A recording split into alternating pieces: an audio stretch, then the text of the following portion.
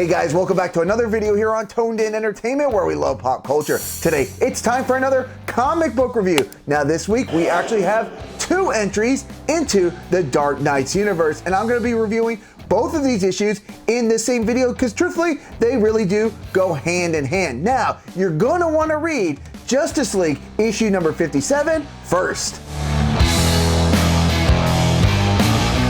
Over the course of this issue, Nightwing will truly understand what it means to not only be a member of the Justice League, but also a leader. Lex Luther will try and rally the Dungeon of Doom members, Cheetah, Gorilla Grodd, and Sinestro, but it will be more difficult than he expects because they are rightfully pretty upset on how he sold them out to be Perpetua's right-hand man, which obviously blew up in his face. And the Dungeon of Doom members are so set on getting revenge on Luther that it'll actually have to be the Justice League that will be his saving grace. Now, after the last issue, it was believed that Chimp and the Omega Knight had both met their demise. However, much to Nightwing's happiness, Chimp is still alive, and much to everyone's horror, so is Omega Knight. But in this, horror will be the reason as to why these adversaries will have to put their differences to the side, and not even just for the greater good, but for their survival. Now, by the end of this issue, Lex is determined to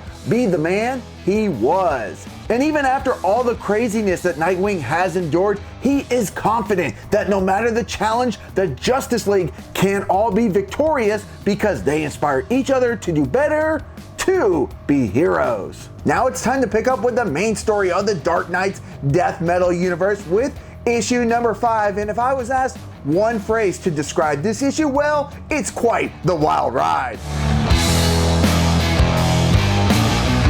Issue number 5 packs in so many characters and so many types of moments, but creator Scott Snyder and Greg Capullo somehow organically make it all come together. The issue starts off with the Robin King taunting Wonder Woman, but in doing so, he might have just slipped up and possibly given Wonder Woman some information she might be able to use to her advantage in the future. And even though the Darkest Knight and the Robin King will have the opportunity to strike down Diana, the one who laughs decides he'd rather spend his time going off and conquering a god. Superman, Wonder Woman, Harleen, and Swamp Thing will find themselves in quite the predicament as they're faced to take on a giant Batman covered in bricks. And here's why it's very important to read Justice League issue number 57 first, because coming to their aid will be none other than the Dungeon of Doom's Lex Luther. Out in the darkness of the multiverse, Perpetua has Earth 49 in her grasp as she gives the citizens the opportunity to choose their god and become part of her new universe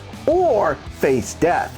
But before she can move forward with her plot, she's so rudely interrupted by the Darkest Knight as he tells Perpetua, I am here to kill you and your whole race. Down on Earth, our heroes look up into the sky as the battle wages on between Perpetua and the Darkest Knight, with Lex Luthor breaking the news to them that it has begun. But just because the battle between these two behemoths has begun, that doesn't mean there isn't anything they can do, as he rolls out his ideas of what they need to do in order to survive, and the game plan will revolve around Lobo and his little box. Now, as we get to the climax of this issue, it's already been one wild ride, but here is where I actually believe this comic really excels, as we get to see superheroes and supervillains, very unlikely pairings, having to come together just for their survival. And when I say that there are unlikely pairings, I do mean it, as Cyborg Superman, Superboy Prime, Superman,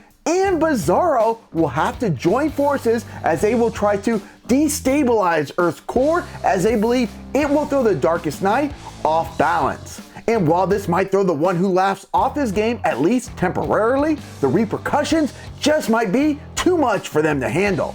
But our heroes and their adversaries are ready to throw it all down, as they will fight for a better tomorrow. Now for my score of Justice League issue number 57, I'm gonna give it an 8.5 out of 10. This 5-issue side story was really enjoyable and wrapped up nicely, as it focused on some of the heroes that don't always get a chance to shine, but also transitioned seamlessly into the main story of death metal. And my score for Dark Knight's Death Metal issue number 5, well, I'm gonna give this issue a 9.5 out of 10.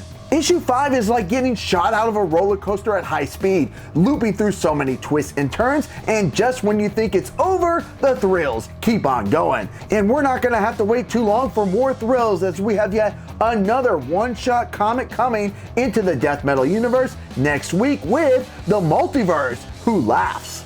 Alright guys, well that's going to wrap up this comic book review for both The Dark Knight's Death Metal issue number 5 and Justice League issue number 7. Now I did these two issues together because I felt it was only appropriate since they really did coincide with one another. Now, have you guys been reading The Dark Knight's Death Metal series, and what are your thoughts so far? And are you excited for more stories already coming next week? Leave me a comment down below. And guys, if you like comic book reviews like this, make sure you subscribe here to Toned In Entertainment for future videos. Subscribe to the channel. Do it. Go now. Do it now.